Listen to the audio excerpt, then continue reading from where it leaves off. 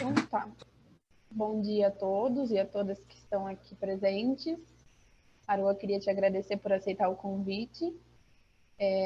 Vou falar brevemente teu currículo. Então, o Harua, ele tem graduação em Arqueologia pela Universidade Federal do Rio Grande, na PURG. Tem mestrado em Arqueologia no Museu de Arqueologia e Etnologia da USP, o MAI-USP. E atualmente está cursando doutorado, também no MAI-USP, né, em Arqueologia, trabalhando com arqueologia pré-histórica, com ênfase em tipologia lítica. Então, Harua, seja muito bem-vindo. Passo a palavra para ti, fica à vontade. Olá, bom dia a todos e a todas aí presentes. Eu queria também agradecer muito aí pelo convite a Marino, o Centro Arqueológico da UNOESC. Bom, igual a Marina fez a minha apresentação, eu sou bacharel em Arqueologia. Na graduação eu tive interesse em começar a estudar tecnologia lítica. Trabalhei com sítios da estuário da Laguna dos Patos, da região de Rio Grande. No mestrado expandi para mais sítios, no município também de Rio Grande, que continuei estudando a mesma área, voltado em compreender essa tecnologia lítica da região, né? Agora, no doutorado, eu sigo nessa mesma área de pesquisa, na mesma temática de pesquisa, mas mudei a região. Trabalho em Lagoa Santa com a equipe do professor André Strauss, meu orientador, e aí recuado um pouco mais no tempo, a gente tenta ver umas indústrias líticas antigas para entender essa dinâmica do povoamento inicial do Brasil Central, né? Bom, então, hoje a Marina tinha me pedido para fazer essa introdução sobre tipologia lítica, né? Eu tentei trazer na apresentação bem do começo, né, o que seria, então, um instrumento lítico, o que seria tecnologia lítica, para a gente pensar o que significa uma tipologia, o que significa uma tipologia na arqueologia e como é construída especificamente as tipologias líticas que a gente emprega geralmente para seriação, classificação do material, né, em laboratório. Bom, de começo, então, eu queria trazer essa ideia, porque parece sempre muito óbvio, mas é bom sempre lembrar, né? Uma definição mais concreta para a gente poder começar a discussão, né? Porque se a gente vai falar de um instrumento lítico, eu queria começar trazendo essa reflexão do que é o instrumento, né? Porque para a gente que estuda tecnologia, uma definição clara disso é muito necessária, né? Eu trouxe essa definição do dicionário, acho que é do Aurélio, que eu peguei ontem, que um instrumento, então, é todo objeto que serve de ajuda para levar a efeito uma ação física qualquer, uma definição mais geral, né, no dicionário. Aí eu trouxe vários exemplos, né, uma furadeira, uma enxada, um tijolo, uma guitarra e uma ponta de flecha, né, uma ponta de projétil. E, bom, tudo isso, então, cairia, né, nessa questão de levar a efeito uma ação física. Só que para fins mais da reflexão tecnológica, eu trago essa definição do Simondon. Simondon é um filósofo francês que trabalha com o conceito de técnica mesmo e de objeto técnico. E para uma definição mais concreta, então, do que a gente quer se referir quando está falando de um instrumento, ele define como objeto que é suscetível de funcionar como meio ou resultado dentre os requisitos de uma atividade técnica. Ou seja, um instrumento pode ser um meio de produção de outros instrumentos, ele pode ser um fim enquanto produção, só que um meio enquanto técnica, né? No caso, um instrumento musical, ele é pronto enquanto objeto, mas essa função dele está para além, né? Seria dentro desse suscetível como meio ou resultado. Bom, eu faço essa reflexão mais geral, abstrata, para a gente ir entrando, então, nessa questão do instrumento lítico. O instrumento lítico, dentro dessa lógica de atividades técnicas, ele é o registro mais antigo que a gente tem sobre atividade técnica desempenhada por homininos. Ele transcende até a nossa própria espécie, né? O registro lítico, ele abrange outras espécies homininas, como o Neandertal, o Homo erectus, que são os primeiros registros de espécies hominíneas fora da África, e o grande debate sobre esse início de produção de ferramentas, né, que aí seria o começo do nosso gênero propriamente Homo, né, com Homo habilis, mas hoje em dia tem uns sítios no Quênia, datados por volta de 3,3 milhões de anos atrás, onde ainda seria o gênero em questão Australopithecus associado ao registro arqueológico e estaria ocorrendo já essa produção de ferramentas. Mas como esse é um assunto ainda muito, não é um consenso, né, na comunidade arqueológica em geral, eu peguei essa data, que é a data clássica, assim, que é um consenso em toda a comunidade, de que 2,6 milhões de anos atrás já eram produzidas essas ferramentas mais antigas na região do Vale do Rift, né, no leste africano, onde está a Garganta de Olduvai, o Lago Turkana, né, foi encontrado também o Lucy, né, o fóssil mais famoso de Australopithecus. E aí essa indústria, ela persiste por 2,6, né, o começo dessa ocorrência, até mais ou menos 1,5. Então, praticamente durante 1 milhão de anos, essa produção oduvaiense, né, oduvaiense por causa da região, né, a Garganta de Olduvai, onde ela foi identificada pela primeira vez, foi todo o tipo de produção técnica desempenhada pelos hominídeos, né. Ela é associada tanto ao Homo habilis, mas é uma discussão enquanto a espécie propriamente, né, que começou a produzir esse tipo de instrumento. Mais ou menos por volta de 1,5, começa a ocorrer a tecnologia acheulense, que é comumente eles denominados de biface, né, machado de mão, que já é uma complexidade técnica um tanto quanto maior, ou do vaiense, né? O do vaiense sempre é uma borda trabalhada, né? E geralmente o restante da peça é tudo escolhido por seleção mesmo, morfológica, né? Geralmente um formato que caiba na mão, anatomicamente preensível. Mas aqui a gente já vê uma outra ideia técnica, né? E aonde toda a superfície de suporte é trabalhada para atingir a finalidade que o artesão procurava em questão. Esse tipo de tecnologia já é associado ao Homo erectus e é um grande debate que tem a ver com um desenvolvimento de uma maior cognição, né, de conseguir pensar em objetos mais abstratos, né, passos maiores lá na frente, né. Aqui seria uma coisa mais imediatista, né, bateu, tirou, uma sequência curta, que já dá, e é interessante, eu acho, para a biologia, que uma questão que eles estudam muito na questão da evolução da cognição, né? Que essa transição eles já teria a capacidade de construir uma imagem abstrata de um objeto na mente. Bom, então, esse seria o histórico mais, né, dos instrumentos líticos, os mais antigos. E como são produzidos, então, esses instrumentos, né? Um instrumento lítico, dada a matéria-prima, bom, eu acabei de definir o que é instrumento, acabei não definindo o que é lítico. Lítico está associado à matéria-prima litológica, né? Que é de uma origem mineral, uma rocha. Então, por essa característica, a produção lítica, ela pode envolver diversas concepções, diversos meios de aplicação da energia, mas ela sempre parte de uma redução do suporte original, né?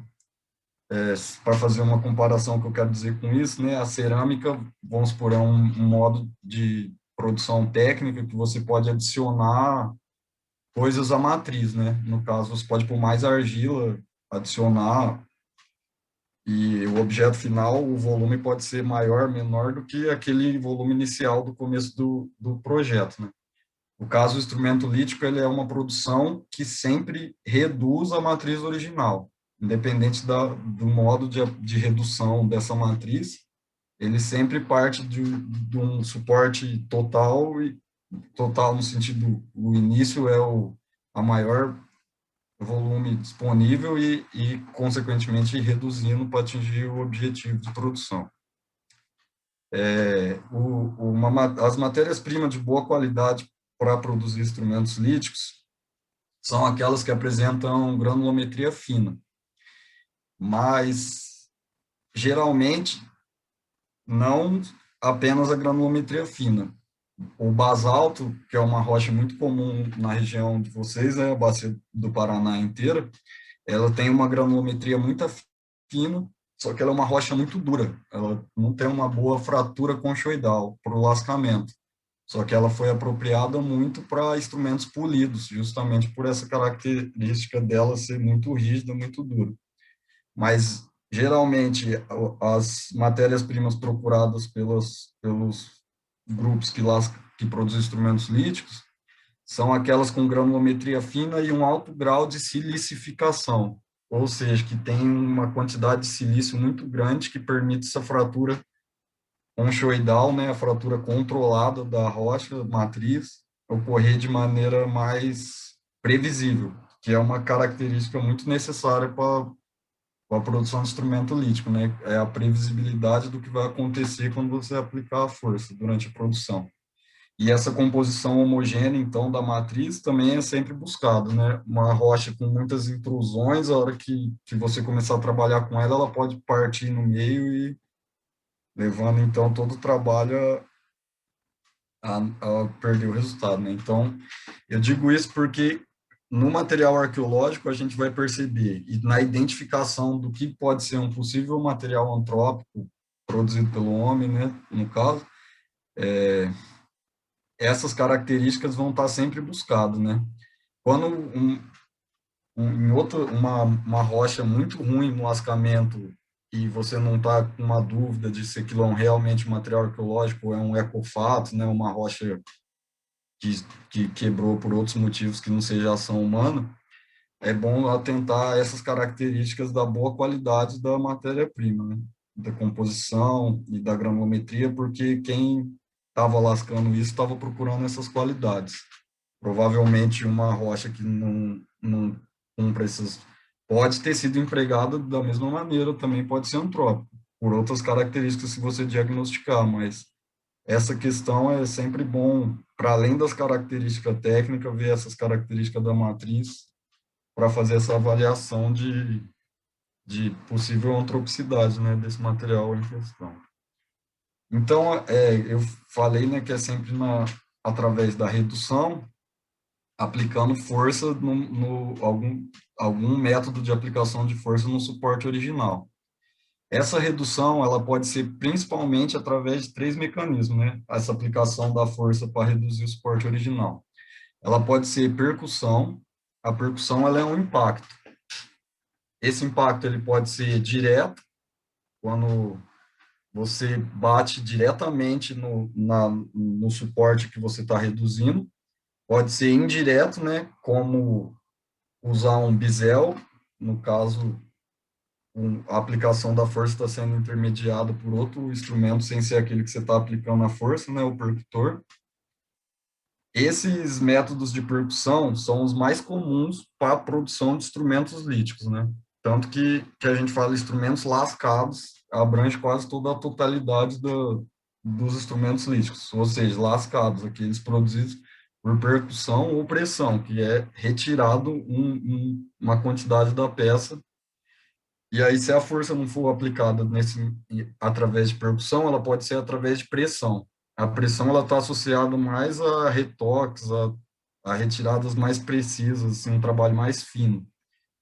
A pressão, diferente da percussão, você aplica a força pressionando no local da onde você quer fazer essa redução no suporte, né? Então, a ideia é a mesma da percussão, a diferença é que, em vez de você aplicar a força, você aplica na pressão, né? Em vez da percussão. Um outro método de redução, que também é muito comum, é o de abrasão. Tradicionalmente, o polimento, mas pode também ocorrer o picoteamento, entre outros métodos de abrasão, que é reduzir através do desgaste, né? Não seria através da retirada, no caso. Então, essa força ela é aplicada constantemente, é um processo mais lento, né? E tradicionalmente historicamente, desculpa, ocorre muito depois desses, né, no desenvolvimento dos instrumentos líticos na história da humanidade, e é feito em rochas mais duras, né, aí o polimento não está diretamente associado a isso, busca sempre uma composição homogênea e uma granulometria de preferência fina, né? No caso, sempre a maioria basalto, que é usado para esse tipo de produção. E diferente, então, da percussão e pressão, ele é um método de desgaste, né? E ocorre muito. Então, esses três métodos de aplicação de força rege toda a produção de instrumentos líticos, né? Ou você vai percutir, ou vai pressionar, ou vai abrasar, né? Desse jeito, aí, conceitualmente, a arqueologia, ela desenvolveu, né, principalmente aqui em Nizam, no livro clássico A Tecnologia da Pedra Talhada, duas concepções geral que o artesão que está produzindo o instrumento tem de conceber como ele vai atingir, então, como ele vai extrair o volume que ele quer utilizar desse suporte original através da redução e da aplicação de um desses três tipos de maneiras da força. Dessa maneira, ele divide dois métodos gerais, a façonagem e a debitagem. Eu vou agora aqui o desenho explicar para vocês qual é essa diferença principal, né, entre essas duas maneiras de conceber uma redução de volume para produzir um instrumento lítico. Vou começar pela façonagem primeiro, aqui embaixo. A façonagem, ela está associada a uma ideia de esculpir. Para fazer uma analogia, ela é como se fosse mesmo uma escultura, né? A estrutura final, ela está dentro da estrutura inicial e todo o processo de produção envolve reduzir esse suporte original através de reduções contínuas e mantendo as convexidades para chegar no objetivo final desse suporte original. Ou seja, né, o suporte original vai produzir um instrumento final através do desgaste dele em sucessivas etapas até atingir o instrumento final. É essa ideia mesmo de esculpir o bloco até atingir o seu objetivo. Nessa concepção tecnológica, um suporte é igual a um instrumento e uma grande quantidade de detritos. Esses detritos podem entrar em outros esquemas operatórios para virar outros instrumentos, mas na ideia, na produção original aqui da façonagem, ele sempre está associado a um descarte, né? Então, a façonagem, ela produz dois tipos de registro arqueológico, instrumentos e detritos. A debitagem, então, é uma outra concepção de produção e de redução de uma matriz. Diferentemente dessa ideia de esculpir um suporte original, a debitagem está associada à confecção de um núcleo que seria uma determinada estrutura volumétrica que me permita extrair diversos suportes e instrumentos dela. Ou seja, diferente aqui dessa ideia de um suporte sendo reduzido, lá, isso mesmo, isso que a Marina está mostrando, seria essa ideia daqui. No caso, então, a gente aqui tinha um suporte, reduziu, um instrumento. Muitos detritos que foram a redução desse instrumento. A debitagem, ela inverte essa lógica, assim, de um para um, né? Você tem um suporte, você pode usar ele bruto ou configurar ele para extrair diversos instrumentos ou suportes para instrumentos. Então, aí aqui, como estava sendo um para um, aqui pode ser um para 3. Até o volume se esgotar, você vai estar conseguindo extrair instrumentos, né? O instrumento pode não sair pronto, né? Igual essa ponta toda trabalhada aqui que a gente está vendo. Seria o bifaz, né? Eu achei o lens que eu tinha mostrado para vocês, o exemplo que ele está usando aqui. Então, aqui, se tivesse mais uma setinha, ia poder vir para esse aqui.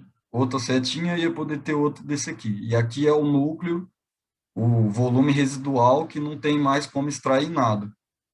Então, isso, não sei se ficou do jeito que eu quis deixar claro, que toda a produção lítica vai estar nessa dinâmica entre essas duas concepções, né? Ou você reduz constantemente o volume original, ou você prepara o volume para obter os instrumentos ou suportes para instrumentos. Você pode combinar os dois, né? Não esse depois esse, mas geralmente você pode usar da debitagem para obter um suporte e posteriormente a façonagem. No caso, então, um método que engloba os dois. Aqui, essa lasca que você obteve do núcleo pode entrar nesse lugar. E aí, seguir aqui essa etapa final do processo na façonagem.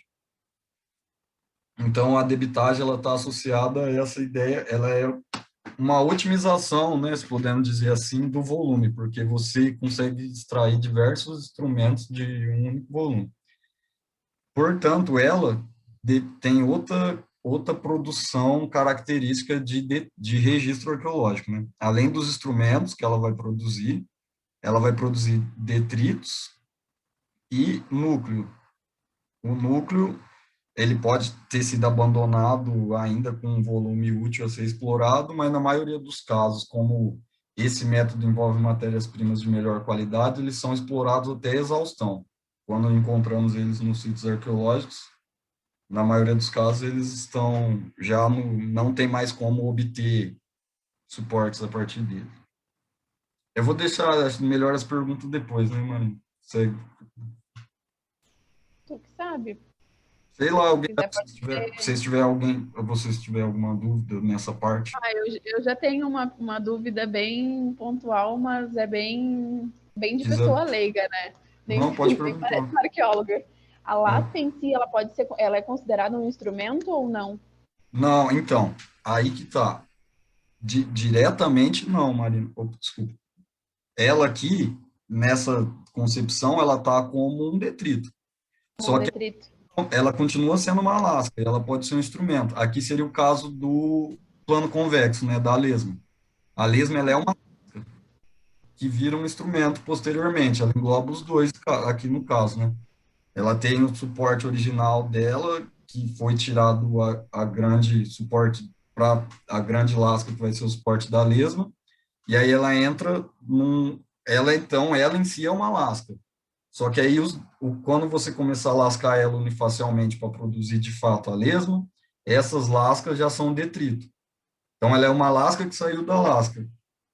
E as pontas de flecha, na maioria do caso, essas da região sul, elas são em cima de lasca, né? Você obtém uma lasca e produz a ponta de flecha. Aí seria essa combinação de um método de debit, que aí seria reconstruir a cadeia operatória, né? Tentar entender da onde que então ela engloba um início na debitagem, produção de vários suportes e a finalização desses suportes na façonagem. Então, há lá, algumas lascas, de fato, terminaram como instrumento, só que aí você não considera mais ela como lasca. Ela é uma lasca, mas é um instrumento. E outras continuam sendo lasca, mas são detritos, né?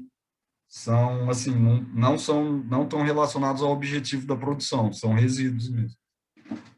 Não sei. Beleza, obrigada. Beleza. Bom, então, essa é a ideia que vai reger, de maneira geral, a produção dos instrumentos líticos, né? Mas então, isso cai numa pergunta muito comum para a arqueologia e em campo muito importante, que é a seguinte questão, né? Então, a gente tem que dar uma atenção só aos instrumentos, né? Só isso aqui seria importante? Pré-formas ou instrumentos finais, núcleos? Não, isso aqui é tão importante quanto. Isso que eu queria chamar, né? Os detritos. E os detritos compõem a totalidade quase de uma coleção lítica, em quase todo sítio arqueológico vai ter muito mais detritos, né? Essa é uma questão quase que óbvia, né? Quando a gente pensa se aqui é um para um instrumento, sei lá, muitas lascas, a proporção, né, de resíduo num sítio arqueológico. E aqui também, mesma questão, por mais que tenha mais de um instrumento, a quantidade de lasca é muito maior.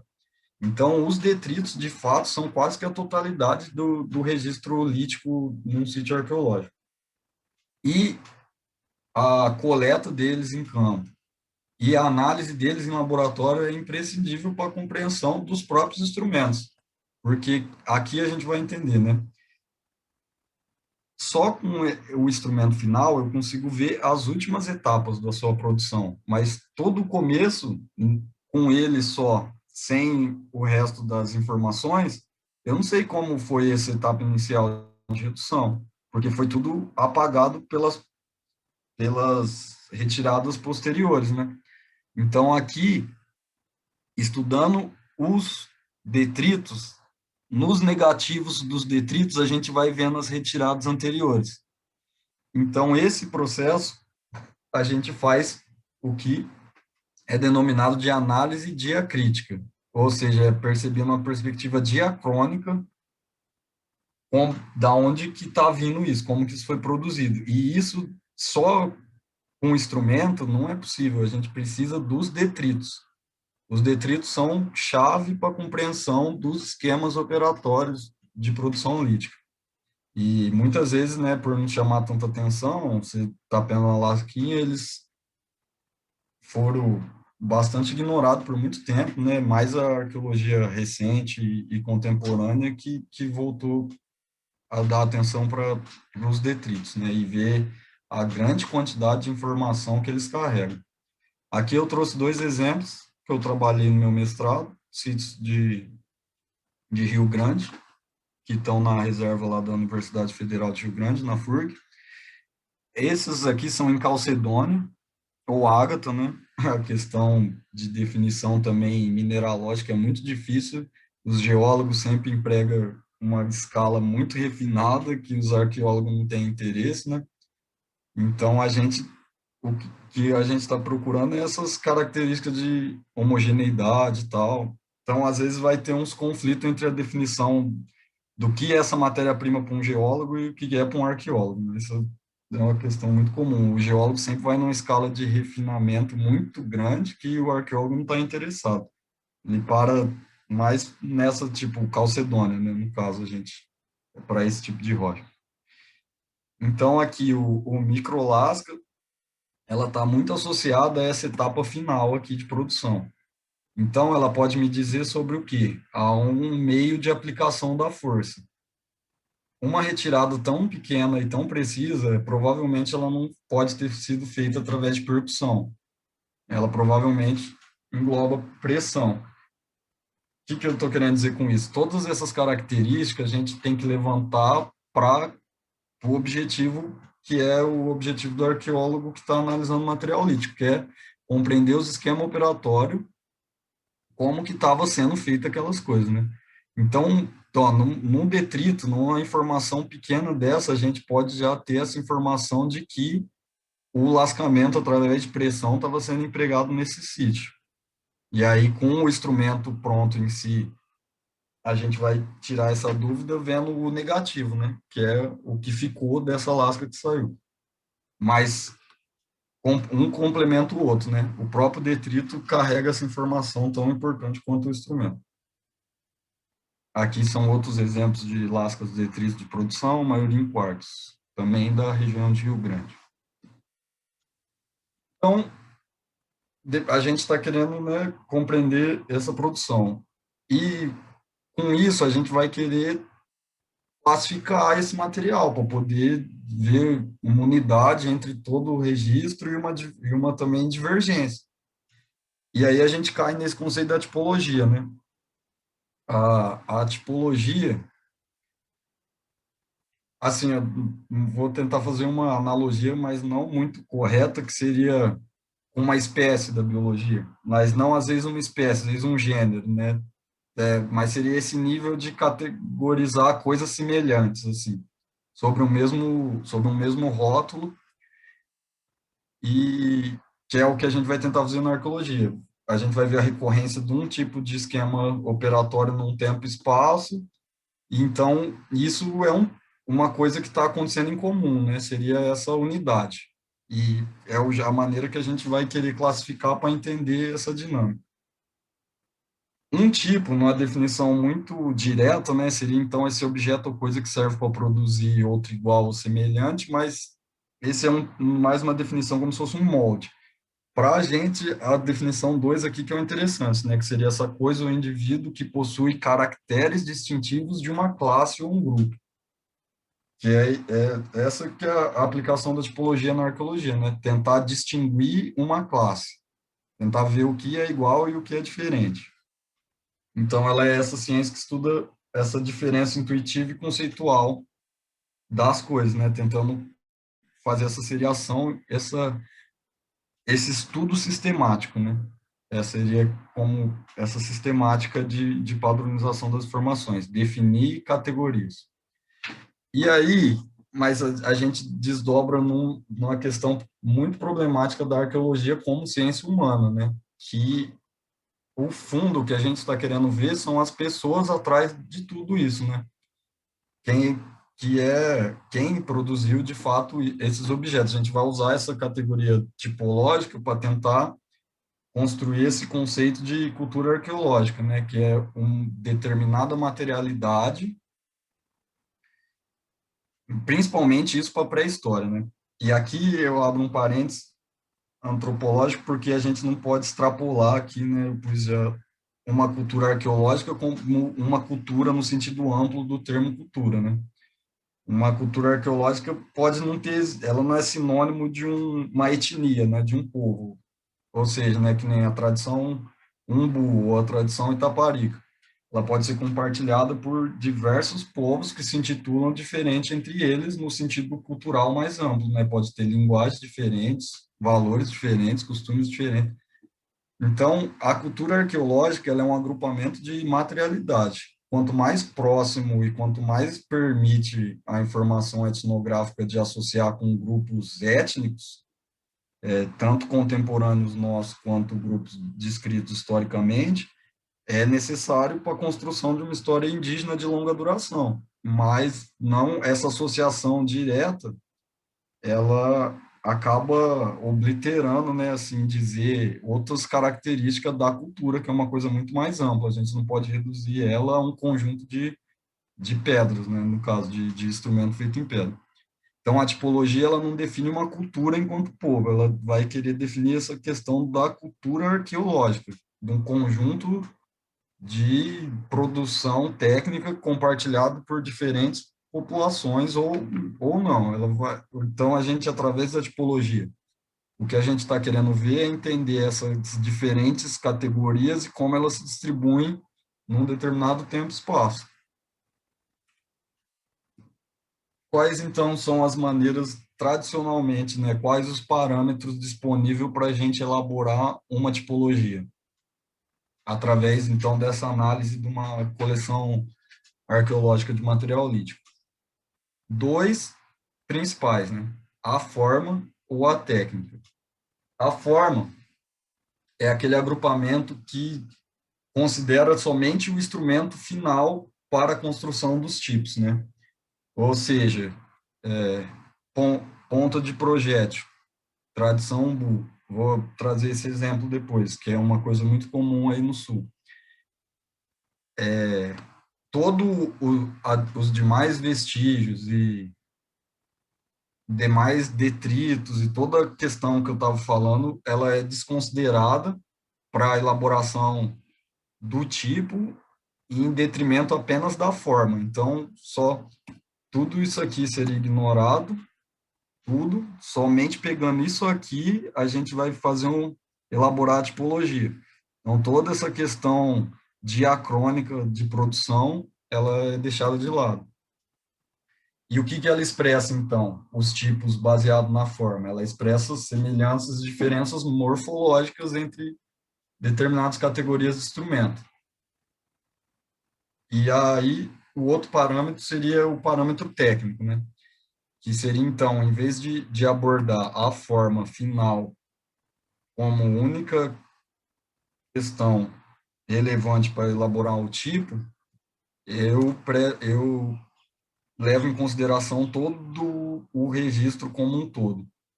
E aí o tipo ele não vai englobar uma forma puramente, ele vai englobar um esquema operatório, ou seja, né, aqui ele vai considerar então todo esse processo de produção do instrumento além do instrumento final, ele engloba os detritos, os núcleos, também os suportes, as preforms, tudo os demais vestígios identificados para formular os tipos. Então, se a forma ela expressa diferença e semelhança morfológica, a técnica ela expressa diferenças e semelhanças no saber fazer. Ou seja, diferenças e semelhanças em todo o processo producional. Ele leva em conta essa perspectiva diacrônica, né? Não vê apenas o instrumento final. Então, de mais de curiosidade, ambas são aplicados, né, na arqueologia. É uma grande discussão sobre qual seria mais efetivo e expressaria melhor nossos objetivos, mas aí eu volto à questão aqui do que a gente está querendo com a tipologia, porque a tipologia não é o fim para o arqueólogo em si. A gente quer entender a dinâmica populacional por trás disso tudo. Então, um conjunto baseado na forma, ele não vai expressar o que, assim, um grau antropológico de informação tão interessante quanto uma tipologia técnica, porque a técnica vai te dar essa perspectiva de um esquema operatório, né? De um jeito de fazer que estava sendo compartilhado por um tempo e espaço. Por que eu digo isso? Aqui eu ponho esse exemplo. A forma, aqui, o círculo no meio, né? A ponta de flecha aqui, seria uma ponta Levallois, nesse exemplo do Boeda. E diferentes métodos, ó, diferentes inícios, através de diferentes suportes e partindo de diferentes técnicas, pode chegar exatamente nesse mesmo resultado. Se eu pego um agrupamento puramente morfológico, eu vou pegar só, eu vou olhar e vou pôr dentro de um mesmo tipo, dentro de um mesmo saco, todos esses diferentes jeitos de fazer, baseado unicamente no produto final, né? Então, eu advogo pela questão da técnica, né? Eu acho mais interessante, porque ela pega essa perspectiva diacrônica, então ela não vê. Ela pode também estar sujeita a pôr diferentes coisas em mesmos grupos ou coisas iguais em grupos diferentes, né? É uma questão de que toda seriação e classificação vai estar meio sujeita a isso, só que ela combate pelo menos essa falha da forma, dos diferentes mecanismos de chegar à forma final. Bom, aí eu vou dar um exemplo então prático que eu estava falando, né, da tradição Umbu. Ela foi tradicionalmente definida lá pelos anos 70, né, um projeto grande da arqueologia brasileira que teve, que é o Pronapo. E no Rio Grande do Sul, um arqueólogo muito famoso, né, Eurico Miller, escavando o abrigo sob rocha na região do Vale dos Sinos, encontrou recorrentemente, né, pontas de projétil, e aí definiu a tradição Umbu. Posteriormente, essa tradição Umbu ela era definida em vários critérios pelo Miller, que definiu ela. Não era só a questão de ter uma ponta de projétil, né? Ela estava envolvida com a inserção geográfica do sítio, né, que eram sítios em abrigo sob rocha. Ela estava restrita a uma faixa cronológica, que era do Holoceno inicial. Só que, posteriormente, como aqui, ó, toda essa região destacada em cinza é uma região onde a ocorrência de pontos bifaciais, né, são muito comuns em sítios arqueológicos. E por uma falta de uma sistemática melhor, após esse trabalho do Miller, foram todos os arqueólogos aplicando e aplicando sem debater o que seria a tradição Umbu, e eis que a tradição Umbu virou uma categoria, né, um tipo, que a única critério de afiliação a ela é ter um vestígio desse tipo, né? Se você tem uma ponta bifacial, em toda essa região geográfica, automaticamente ela é atribuída à tradição Umbu. E aí, como a faixa cronológica dela também, nos sítios onde ocorre isso, vai desde dos sítios muito antigos, igual eu estava falando do Holoceno inicial, até quase recentemente no contato na invasão europeia da região. Então, ela começou a ser questionada enquanto uma própria unidade coesa, né? Que volta aquilo, o que que um tipo significa. Então, isso já não falava mais nada antropologicamente, né? Você não conseguia atribuir a grupo nenhum, porque ela estava já numa escala geográfica muito grande, numa escala temporal enorme, de 10 mil anos, e não tinha uma definição mais sistemática do que seria essa tradição umbu, senão apenas a presença desse tipo de artefato. E aí, a partir dos anos 90, né, a Adriana Dias, e depois mais os anos 2000, Okumura e Araújo, e o último trabalho, a tese de doutorado Moreno de Souza, mostra que dentro do que tradicionalmente é denominado tradição umbu, existe um universo diverso de várias coisas distintas, partindo dessa perspectiva aqui. Muitos jeitos diferentes de fazer estava sendo chamado como tradição umbu. Ou seja, então, a construção de uma tipologia, ela baseada diretamente na morfologia, levando ao problema que eu apontei aqui, num caso prático aqui do sul do Brasil. Então, vocês podem ver a data dos projetos, é muito recente, né? Atualmente, e assim, é um consenso já que a tradição umbu não significa praticamente nada, porque justamente por essa questão ela se tornou muito vaga. Então, agora, atualmente, ela está sendo destrinchado, né, assim dizer, em vários tipos que realmente têm um significado enquanto cultura arqueológica, né, que pode ser extrapolado por um jeito de saber fazer. Se você, para quem tiver curiosidade disso, dos trabalhos do Okumura e Araújo, fazem a crítica partindo da forma, eles analisam a morfometria e percebem que a própria forma desses objetos varia muito, e o Moreno de Souza na questão tecnológica, que os jeitos de produção também variam muito. Então, tanto por um parâmetro quanto pelo outro, a tradição umbu, que foi muito um tipo construído muito em cima dessa questão geral morfológica, atualmente já não é considerado enquanto uma categoria coesa, né? Então, o que seria um tipo de seriação e de classificação tecnológica, né? Eu trouxe esse exemplo aqui, clássico, né, que a gente usa até hoje nos livros didáticos, em tudo, que é de um arqueólogo dinamarquês, o Thomsen, que ele elaborou para conseguir organizar o material do laboratório lá que ele trabalhava no museu, acho que de Copenhague, não lembro agora certo.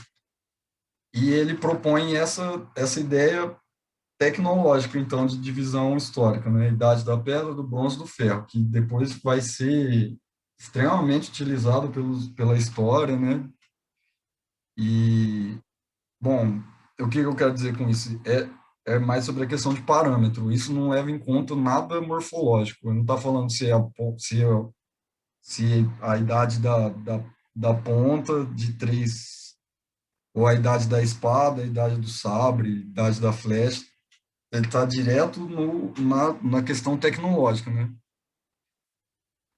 Então, esse é o exemplo mais clássico, né, que o Thomson produziu lá no século XIX, até hoje a gente acaba usando, de seriação histórica, né? Assim, não tem muito sentido também antropológico, porque agrupa muitos grupos distintos dentro da mesma coisa, mas pelo menos ele traz essa perspectiva de mudança técnica, né, que é o que eu estava querendo chamar atenção para esse parâmetro, de construir uma tipologia ignorando a forma. Igual aqui foi construída a tipologia ignorando tudo que não seja a forma, aqui seria justamente o contrário, ignorar completamente a forma e levar em consideração outras questões. Então, mas aí trazendo diretamente aqui para o nosso interesse, né, que seria a pedra, né, sobre o material lítico. Um caso muito interessante, que inclusive é esse do exemplo, é o caso da ponta Levallois.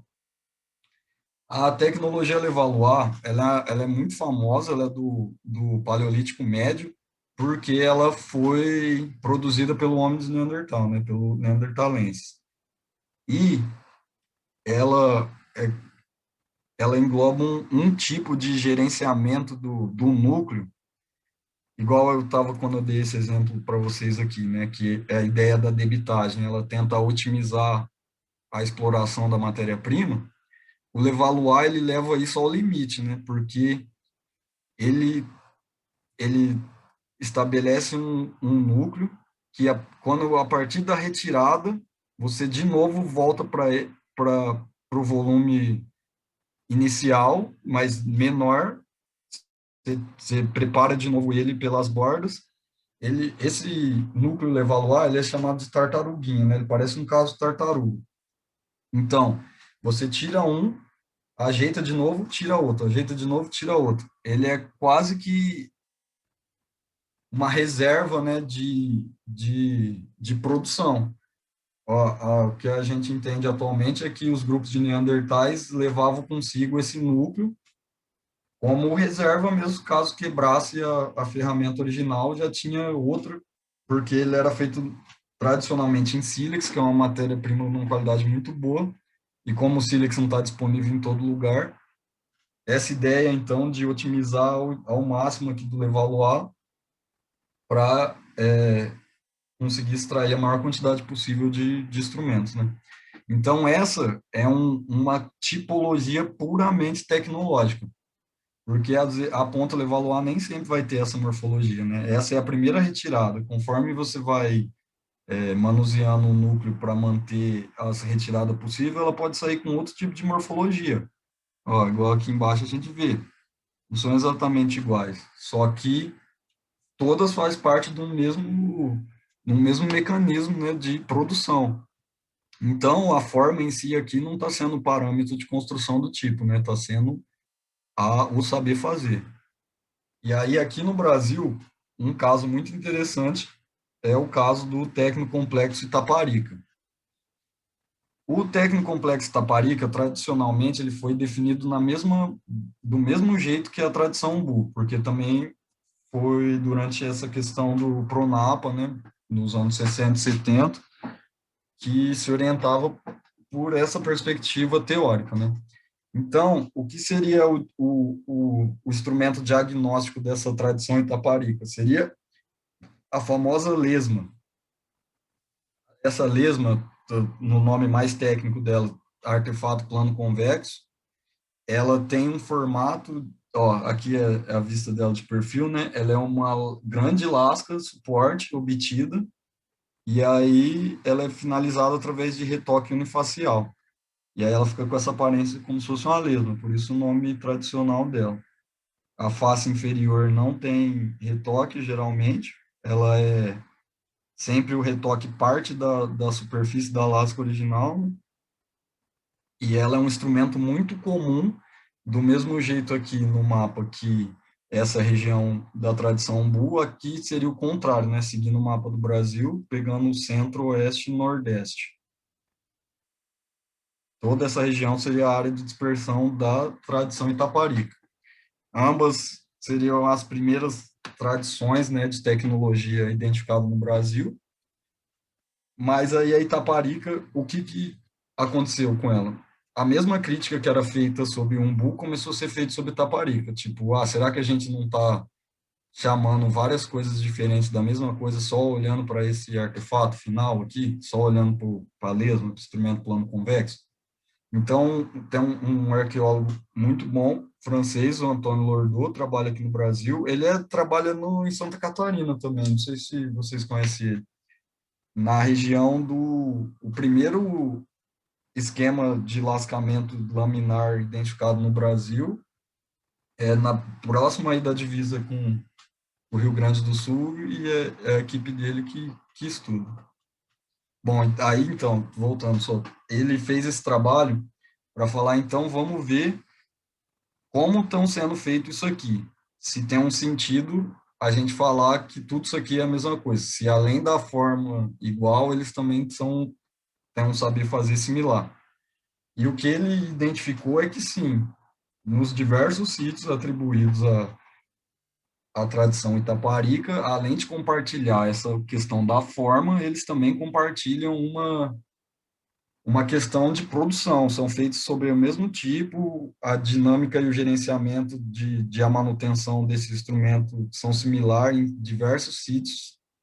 Então, diferentemente da tradição Umbu, que perdeu o sentido arqueológico enquanto unidade coesa, porque tanto morfologicamente quanto tecnologicamente são várias coisas distintas consideradas a mesma coisa, a tradição Itaparica, pelo contrário, comprovou, mesmo os dois partindo da mesma base, né, os dois produzidos pelo Pronapa dos anos 70 em cima da forma, a tradição Itaparica, nas duas perspectivas, ela é uma coisa coesa. Então, ele definiu como técnico complexo, né?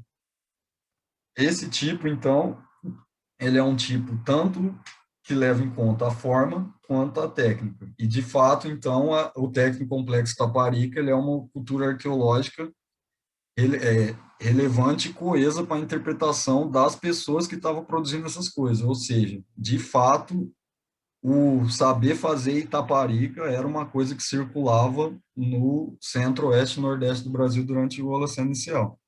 Já não podemos tão claramente falar que existe uma ideia umbu circulando no sul do Brasil, embora muitos trabalhos podem comprovar ainda isso, só que por outras vias, né? Do mesmo jeito que aconteceu com isso. Mas atualmente os trabalhos desenvolvidos apontam para outro rumo, que na verdade são várias coisas que a gente tem que saber que coisas são.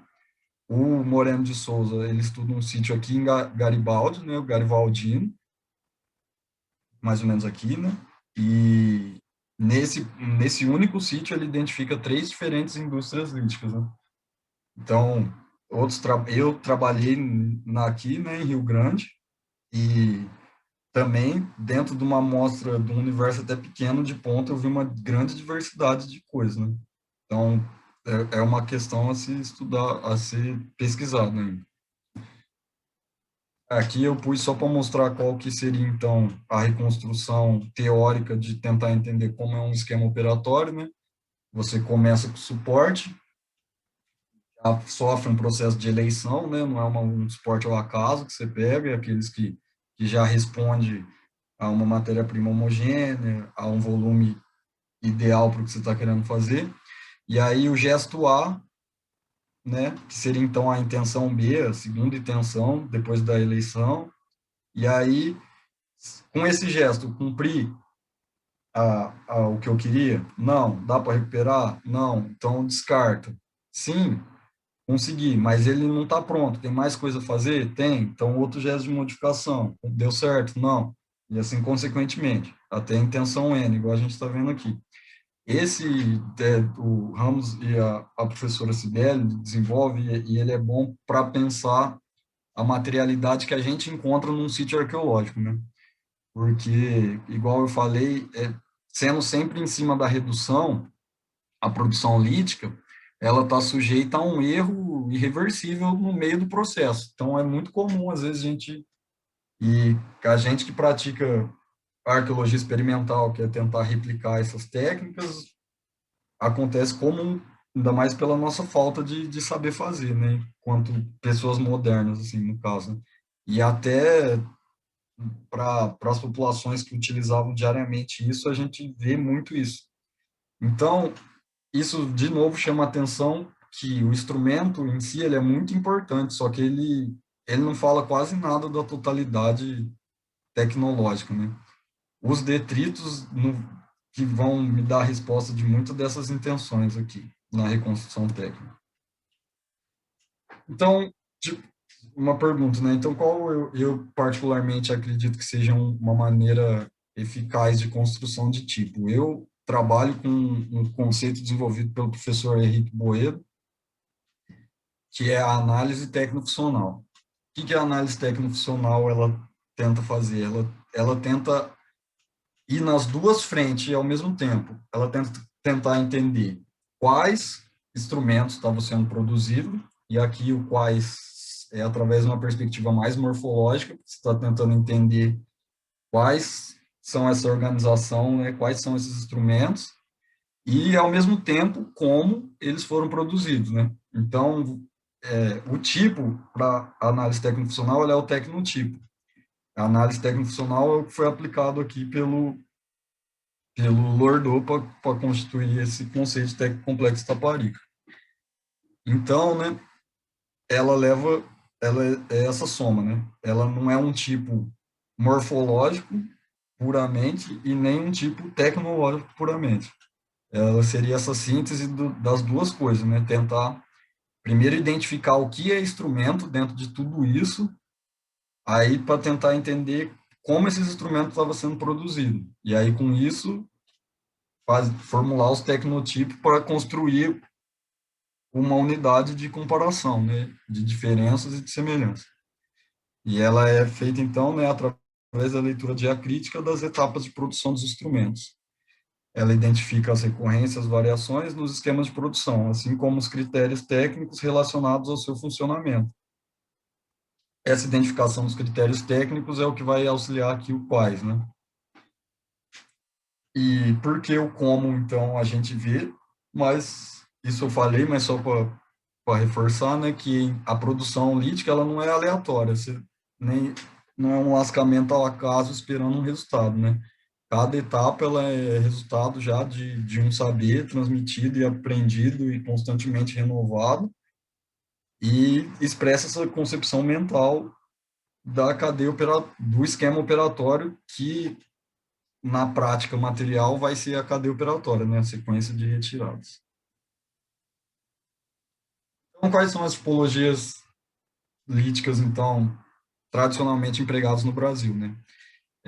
Aqui eu pus o Pronap, o histórico-culturalismo, para falar justamente isso. O histórico-culturalismo é uma perspectiva teórica da arqueologia que tinha um objetivo muito específico para a época que ele estava em voga, principalmente no Brasil, que era entender o registro arqueológico brasileiro e tentar construir um modelo espacial e temporal da ocupação do território nacional, né?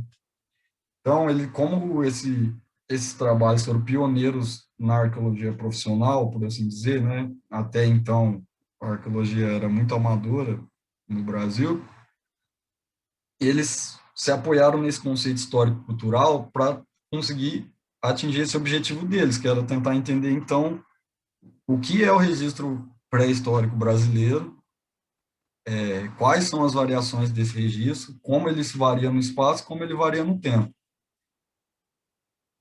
Então, ele empregou essa perspectiva morfológica através dessa ideia de fóssil guia, que acabou construindo a tradição Umbu e a tradição Itaparica como os dois grandes jeitos de viver no Holoceno inicial brasileiro, né? Sim, jeitos tecnológicos de viver, de produção de instrumentos, né? No sul foi a tradição Umbu, praticamente definido pelo Miller e tal, e no centro-oeste e nordeste a tradição Itaparica.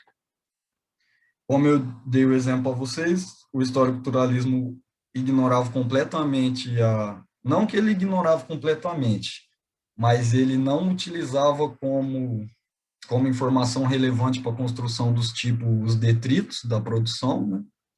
Somente mesmo os instrumentos. Isso tinha até um viés de coleta de material, pois a Marina pode falar isso, a gente percebe isso nas coleções da FURG, que, por incrível que pareça, a quantidade, às vezes, de instrumento é maior do que a de detritos, que seria uma coisa praticamente quase impossível de acontecer na realidade, mas é um viés de coleta mesmo, né, do interesse estar voltado ao instrumento que vai ser o parâmetro de atribuição a uma filiação arqueológica, né?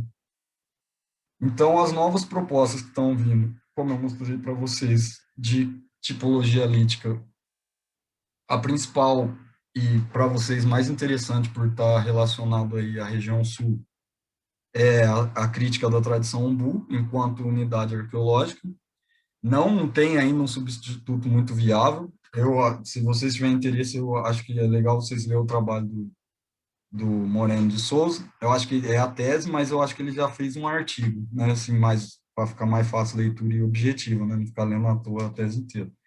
E aí ele aborda bem essa questão da variabilidade tecnológica dentro do sítio Garibaldino, que está associado à tradição Umbu.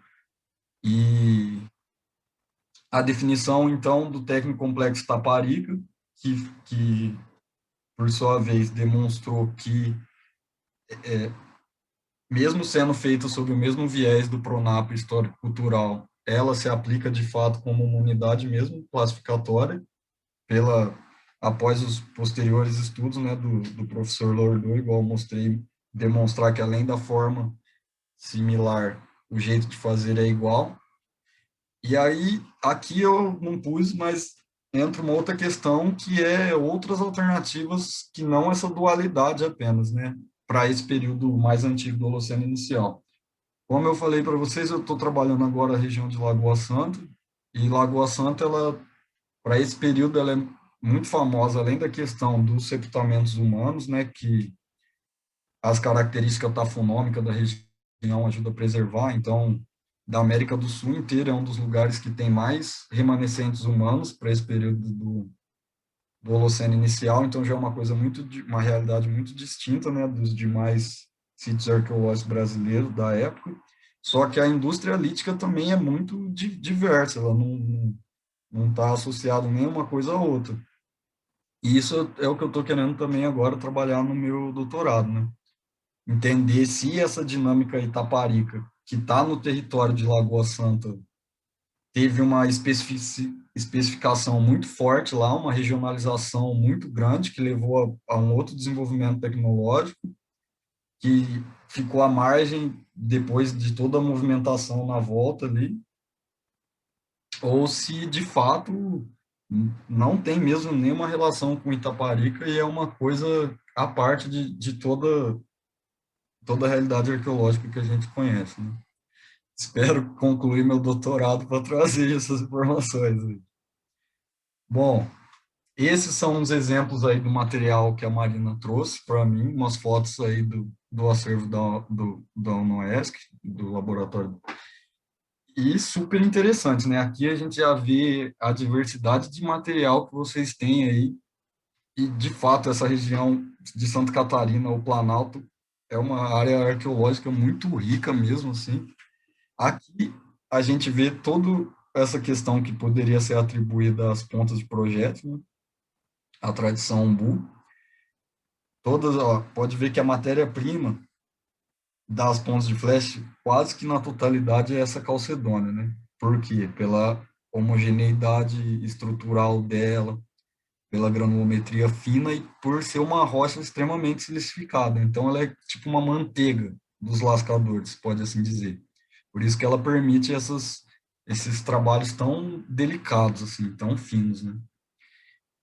Esse instrumento aqui, ele é muito comum também na região alta aí de Santa Catarina, que ele seria esse machado semilunar, né?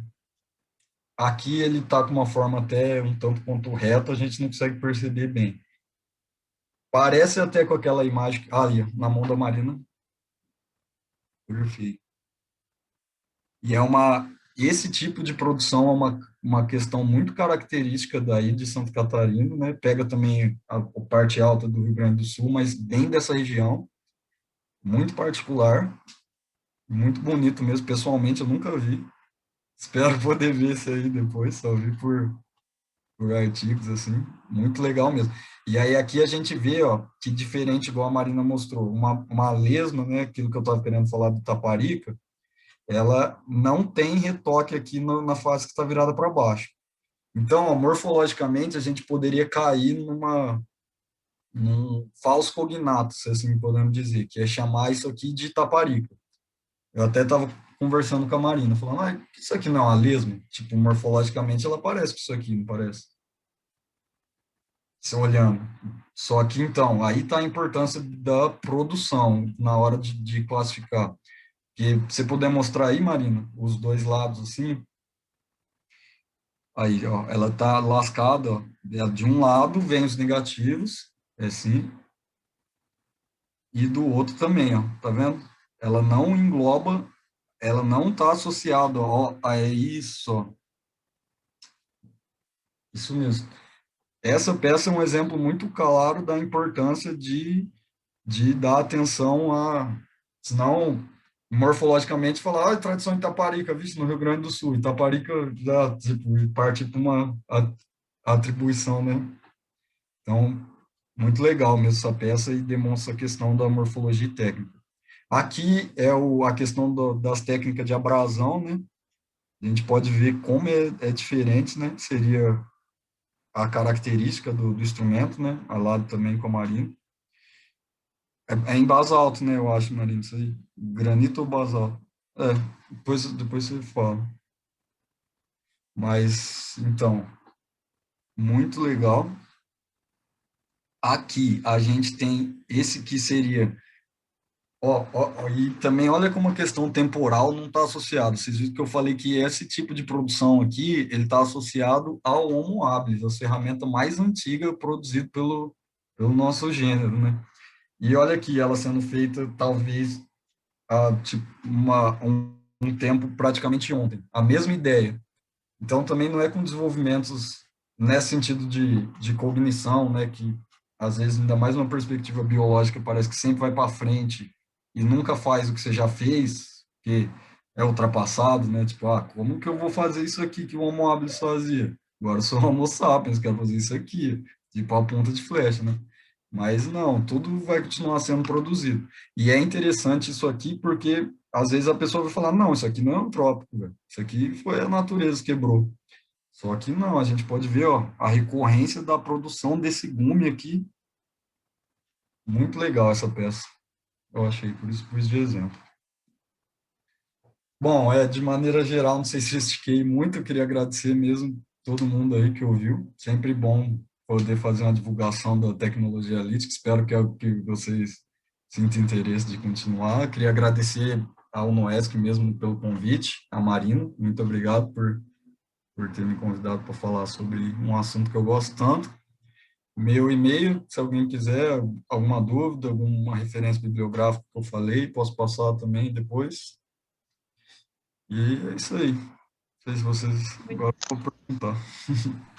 Muito obrigada, Haru. Acho que foi excelente, assim. Acho que tu trouxe de forma muito clara para a gente. Acho que para a Elisa e para o David, que estão atuando, né, aqui no laboratório, acho que foi muito esclarecedor, né? Acho que eles podem nos dizer, mas acho que foi muito esclarecedor. E quando Legal. tu fala assim da questão dos detritos e tudo mais, eu fiquei pensando em toda a crítica que se faz à questão da arqueologia de contrato, né? Do que coletar e também na questão Uhum. do olhar do arqueólogo, porque Isso. muitas vezes um recém-formado ele não tem a experiência para enxergar, né, os materiais Uhum. em campo e muitas vezes acabam não coletando algumas peças, né? Acabam coletando o que é mais Sim. perceptível, assim, o instrumento em si, né? A lesma, que é mais fácil de ver. E aí, só um comentário, assim, aqui a gente tem muitos detritos de quartzo. Eu acho que de detritos, assim, é o que a gente mais tem, que a Uhum. gente mais manuseia. E acho que é isso. Não sei se alguém tem alguma pergunta. Então, achei fantástico, maravilhoso, assim, sanou várias dúvidas, porque a gente pega as peças na mão, né, manda para a Marina e fica naquela loucura, será que é, será que não é? Muita coisa se esclarece, né? Muita coisa, assim, ela tira as dúvidas, mas tem coisa, assim, que aparece que parece do outro mundo mesmo, né? Sim, sim. Que nem você falou ali do Machado Lunar, né? Uhum. Que para nós é muito parecido com a lesma, né? Com o raspador. E, e assim, nossa, tirou várias dúvidas. E uma das minhas perguntas seria sobre o reaproveitamento do material, né? Tá confeccionando, o material Uhum. se perde, se quebra, perde a forma. Queria saber se tem um reaproveitamento desse material, se de um Uhum. machado poderia virar um outro material. Muito legal. Obrigado por ter gostado, e essa pergunta é muito boa mesmo. Ah, Essa questão, ela é muito comum, inclusive lá em Rio Grande. Rio Grande, né, é uma planície arenosa, costeira, que não tem nenhum afloramento rochoso até Pelotas, assim, uma grande quantidade de quilômetros. Então, lá é muito difícil o acesso à matéria-prima para esses grupos que estavam ali muito próximo ao litoral mesmo, mais longe do interior, porque é uma grande planície arenosa, né? Então, lá a gente vê muito recorrente o uso de outros instrumentos fraturados, ou pelo uso, ou durante o processo de produção, como erro mesmo, entrando como suporte em outro esquema operatório. E isso é comum geralmente porque essa ideia do desperdício, ela não, meio que não está, ele, quando uma matéria-prima é de uma qualidade muito boa, ela vai tentar ser otimizada até onde dá, né? Machados, geralmente, eles sofrem um processo de manutenção muito grande. O próprio instrumento tem uma vida útil que ele vai, o usuário fez, tal, e aí o gume ficou ruim ou quebrou a ponto, né, também pelo uso, ele vai e reforma. Só que a questão que eu estava falando do começo, né, que toda produção lítica, ela parte de uma redução. Então, você está condicionado ao volume disponível. A hora que chegar um volume muito reduzido, ou que, por mais que ele seja grande, ele não tenha convexidades que permitam você retirar lascas, aí ele é abandonado. Às vezes ele pode ser grande, mas morfologicamente já não teria mais como utilizar, né?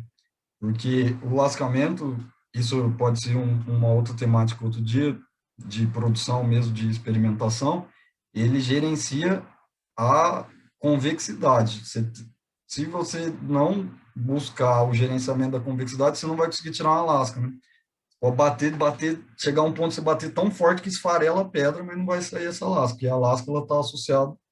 Então, essa manutenção dos instrumentos ela ocorre muito, tanto pelos dois motivos, igual você falou, por quebrar, né, durante a produção, dá um erro de lascamento, se ainda tiver condição, ele é aproveitado, como também um outro instrumento pode ser abandonado por um outro grupo num período muito longo de tempo, isso aconteceu em Rio Grande.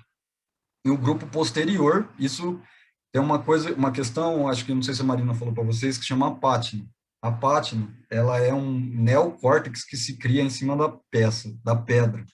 Algumas peças arqueológicas, dependendo a cronologia dela e a condição tafonômica de onde ela estava, ela vai criar como se fosse uma pele por cima dela toda, né? E aí, como você consegue fazer essa cronologia de assim, o instrumento foi feito num tempo muito lá atrás e depois pegaram ele e fizeram outra coisa, analisando essa parte. Ou seja, em cima dos negativos, da parte que foi lascada, você vê que existe uma pátina, que quer dizer que ela é muito velha, aquela superfície. E aí, em cima dela tem um lascamento que não tem pátina, ou seja, é muito mais recente. Então, isso já indica para nós que ele foi um instrumento produzido por um grupo e foi abandonado, foi perdido e foi coletado por um outro grupo em um outro momento que reaproveitou esse instrumento como uma matéria-prima, como se fosse qualquer coisa que não o instrumento original. E isso é muito comum, principalmente com machados polidos, acontece bastante. Não sei se foi mais a linha da sua dúvida. Sim, bem explicativo. Muito obrigada. E com machados lá em Rio Grande, muitas vezes acontece de ter aquelas... as marcas de quebra-coquinho, eu acho, né, que Justo, chama. então, aí, essa é uma questão, né, da morfologia, o quebra-coquinho perfeito, um exemplo desse. A gente, tipo, não tem a mínima ideia de que aquilo era usado para quebrar um coco e provavelmente não foi, né? Mas é uma questão de como a morfologia, né, a gente já está muito nesse gatilho. E aí, tanto a professora Maria quanto o Matheus também, da FURG, fizeram trabalho nessa linha de tentar entender como era feita a covinha.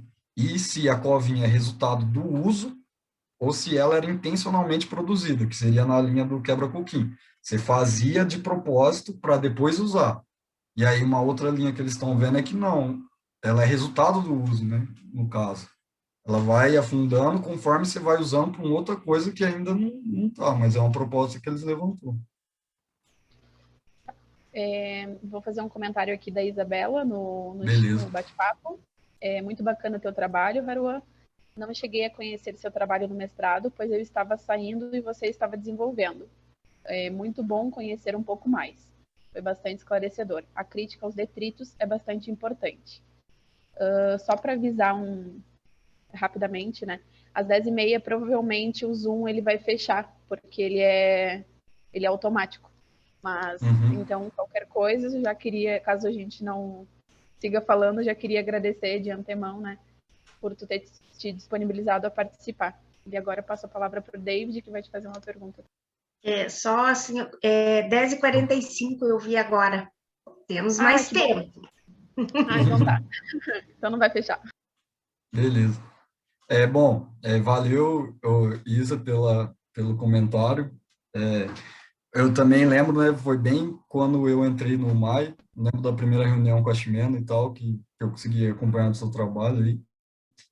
E eu também pretendo publicar um artigo aí do meu trabalho, não consegui fazer ainda, mas tomara que saia desse ano ou ano que vem, acho que vai sair. Mas obrigado. E essa questão dos detritos, eu também tento sempre chamar a atenção quando possível, principalmente pelo que a Marina falou, né, na arqueologia de contrato, assim, o licenciamento muitas vezes passa despercebido a importância de coletar os detritos, né, e sempre chamar a atenção para isso é muito importante. Valeu. Valeu. E publica esse artigo aí. Não, vai rolar. Que bom. O microfone do David falhou aqui, mas ele vai mandar no bate-papo e eu já... Beleza. Bom, enquanto o David não escreve, Harua, eu quero te parabenizar, o trabalho, eu achei fantástico. A vontade que eu tenho é de... E assim, vamos tentar fazer isso, não agora por causa dessa pandemia, mas assim, te convidar e fazer de tudo para que a gente consiga te trazer para o laboratório para te dar um curso para a gente. Né? Pô, legal. Pegar assim, cada peça e tentar entender o que aconteceu com essa peça. Né? Então, assim, te parabenizo mesmo, assunto fantástico. Acho que a gente poderia ficar aqui a manhã inteira, né? Como a Marina mostrou aquela peça, eu acho que cada peça tem uma história, né? E vocês que conhecem isso conseguem nos contar essa história. Isso é uma coisa muito legal. Então, fica aqui o convite, a gente não sabe como, a gente não sabe quando, mas nós vamos tentar. E eu sei que, né, tu fazendo o doutorado é uma correria, mas fica o convite, então, para te dar um curso para a gente, né, na universidade. Quem sabe, segundo semestre, a gente consiga, né, dar uma amenizada nesse caos que nós estamos vivendo, em termos, né, de pandemia, e a gente consiga te trazer para a universidade para dar um curso presencial, né? E aí, de passar o tempo no laboratório em cima do material que a gente tem, e tu nos contar um pouquinho né, e explicar para a gente, né? Eu estou vendo ali os olhinhos da Elisa e do David atrás daquela máscara, eles estão, assim, eufóricos, né? Então, Harua, parabéns mesmo, foi maravilhoso te escutar, e agradeço imensamente, né, tu ter participado do nosso evento, e assim, seja muito, muito, muito bem-vindo na nossa instituição. Nossa, muito obrigado mesmo, fico feliz que vocês gostaram, assim, eu gosto muito mesmo dessa temática, sempre que eu tenho oportunidade, e se der, ia ser um grande prazer mesmo para mim que pudesse ir aí, o convite, agradeço muito, e se der certo, com certeza, estaremos por aí. Faremos o possível e o impossível para te levar para a universidade para dar um curso para a gente. Valeu. Vamos, tomara que dê certo. A Fernanda, ela tá quase trocando de área, e os estagiários também, estão quase saindo da biologia para ir para a arqueologia, porque eles estão muito apaixonados. É porque é muito legal, e a gente consegue juntar a biologia com a arqueologia, isso que é fantástico. Muito legal mesmo. E isso, Carol, assim, ó, o meu doutorado foi com serpentes, não tem nada a ver, nada a ver. Mas é muito Legal. legal, muito legal. Eu vi aqui a É a pergunta. pergunta do David. Queria saber se todas as lesmas encontradas são da tradição itaparica, porque aqui a gente tem várias também. Então, essa é a questão, David, que vai depender de uma análise diacrítica do artefato, além de puramente a forma de lesma dele, né? Se ele, de fato, seguir uma lógica... Porque, então, o técnico complexo Taparica, a lesma é tipo assim, ele é como se fosse uma caixa de ferramentas, né? Pensando assim, uma metáfora. E a lesma é uma das ferramentas que estão nessa caixa, só que ele tem uma grande outros instrumentos dentro dessa caixa de ferramenta que é o técnico complexo Taparica. Isoladamente, só esse instrumento, a lesma, eu acho que vai ser muito difícil, principalmente na região sul, porque não ocorre, né, assim, ia ser uma ocorrência muito fora da área geográfica comum de ocorrência da lesma. Não que seja impossível, nada é impossível, né? Tudo a gente tá aí para tentar entender o que aconteceu lá atrás, né? Mas, assim, eu indicaria tentar olhar a totalidade da coleção onde está essa lesma. Olhar os detritos, e aí, se assim, vocês, sobre esse trabalho do professor Lordô, ele é muito, muito interessante mesmo, que aí ele vai definir toda essa caixa de ferramenta que seria o técnico complexo Taparica. Aí vai dar essa ideia da lesma e tal, e aí ele vai mostrar as outras coisas que estão associadas a ele. E aí talvez você achando outras associações, né? Além da...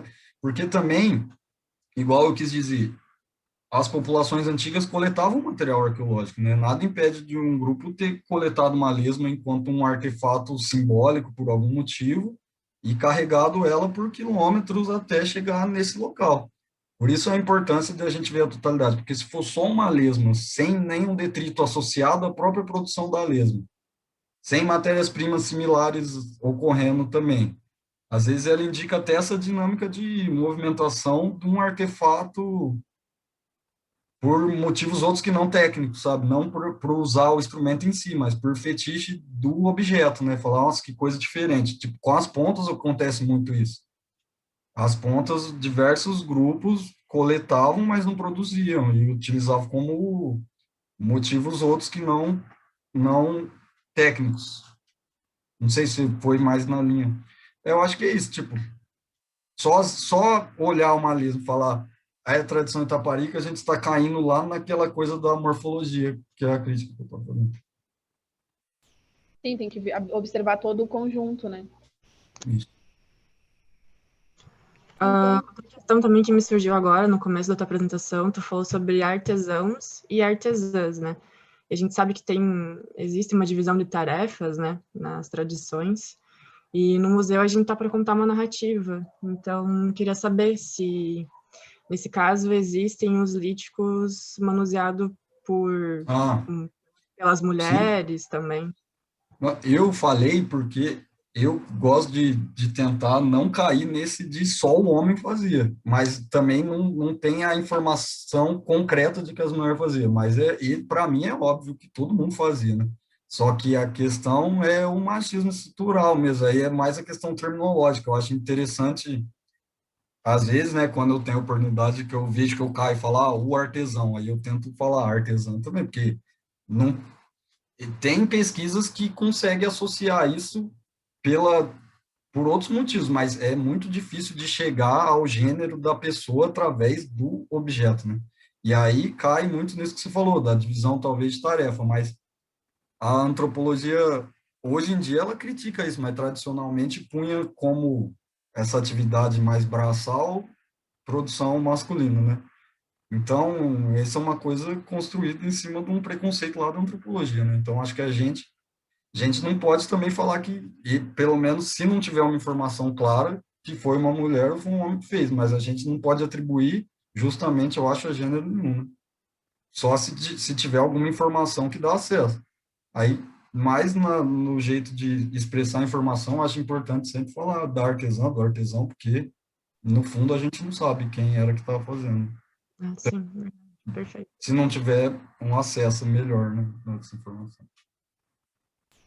Em bibliografias, as mulheres estão mais associadas à questão das cerâmicas, né? É justo, mas E também realmente a hoje em gente, dia já é bem criticado isso, né? Que é tipo, claro, com conversa, né? certeza, Sim, bota fé demais. sempre tem que fazer a crítica, né? Mas então tá, Haroa, se ninguém mais se manifestar, eu acho que a gente pode encerrar. Muito obrigada. E como a Fernanda disse, né, faço as minhas palavras as delas, a instituição está de portas abertas para te receber. E vamos aproveitar esse convite, ver se dá certo para o próximo semestre, ou de repente, quando der uma amenizada na pandemia, né, no próximo ano, talvez, de combinar alguma coisa para tu vir. Tá bom. Tá bom? Ó, eu agradeço, mano. Fico feliz que foi bom aí. Espero mesmo conhecer o laboratório quando der. Bom trabalho aí para vocês. E de Bom tarde, convite. a partir das 2 horas, a gente vai receber a Ingrande, também, se tu tiver interesse de participar, Ah, fica eu à vi. vontade. Legal. E para os demais que estão aqui, ela vai falar sobre biologia e cerâmica, como que a arqueologia une esses dois universos, então acho que vai ser bem legal também. Então, até mais. Muito Tchau, obrigado, tchau. galera. Qualquer coisa é só mandar um e-mail. Tchau, Tá tchau. bom. Tchau, tchau. Obrigadão.